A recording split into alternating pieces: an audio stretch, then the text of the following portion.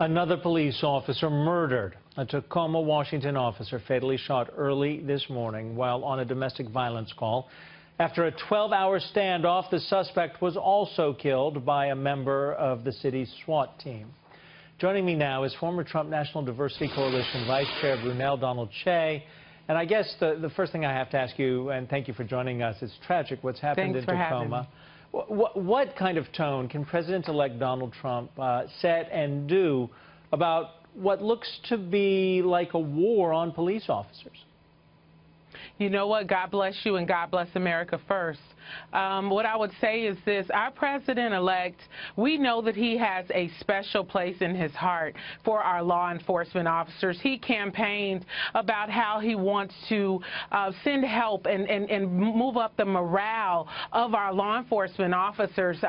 You know, our condolences, of course, to the wife and family of this slain officer and all the officers who are mourning the loss of their fellow countrymen as well as their fellow officer. What I would say to I believe that our president-elect's tone is going to be this.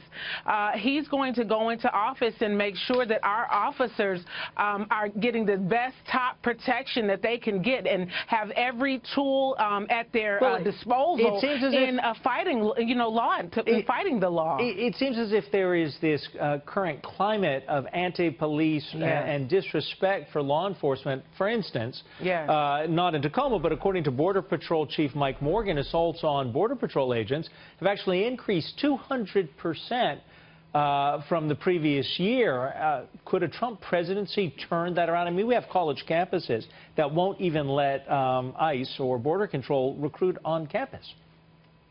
I believe that a Trump presidency will turn it around. Not only that, it will spike up the morale of our police departments and our law enforcement across the country. You got to remember, this situation, when you're dealing with domestic violence, that's a 50-50 anytime you're going in for our officers. It's usually a lot of heated emotions, and so there are some things you just can't train for. You understand what I'm saying? It's like you can't train for that. But I believe that the president-elect will make sure that our law enforcement are a top priority, that they will have all the tools they need at their disposal to protect the nation and protect themselves. So let's shift gears, because there was a protest, a Black Lives Matter protest, and they're continuing in Charlotte, North Carolina. Even though there was that hour-long press conference, the district attorney explained, and it was painstaking detail, that even with DNA evidence, Keith Lamont Scott did have a gun prior to being shot. Listen. Yes. Every officer present reporting seeing Mr. Scott holding a gun. In Mr. Scott's video, you can see an object between his feet in the same place where we see the firearm and body-worn camera footage from another officer who responded to the scene just after the shooting. His DNA was found on the slide of the gun and on the grip of the gun. Mr. Scott's fingerprint was found on the gun when it was examined by Charlotte-Mecklenburg Police Crime Lab. Mr. Scott's gun, a Colt .380 semi-automatic, was recovered at the scene. It had one round in the chamber, the safety was off, and the gun was cocked. Safety off, cocked, and later examined found a bullet live in the chamber.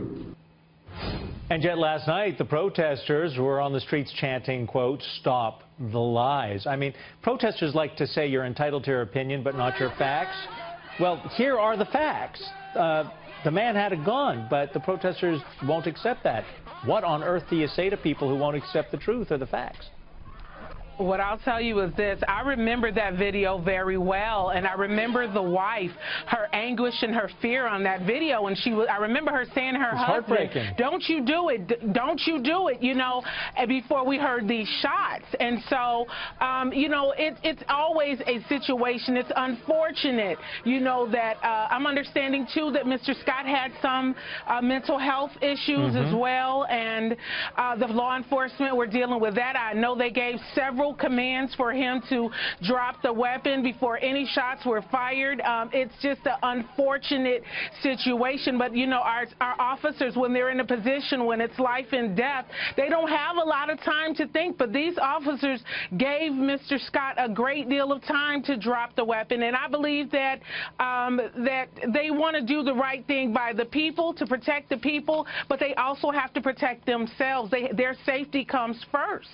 Right. And so they've made the decision that the officer will not be charged, and I understand that people are upset. My condolences to the family of Mr. Scott, but I believe that the police officers thoroughly made sure that they did everything they could before coming out with this decision. I recall that video that the wife shot. It was tragic. Yeah, it was heartbreaking. It was heart-wrenching. It's the only way to describe it. Brunell, thank you for joining us this evening. God bless you, and thanks for having me.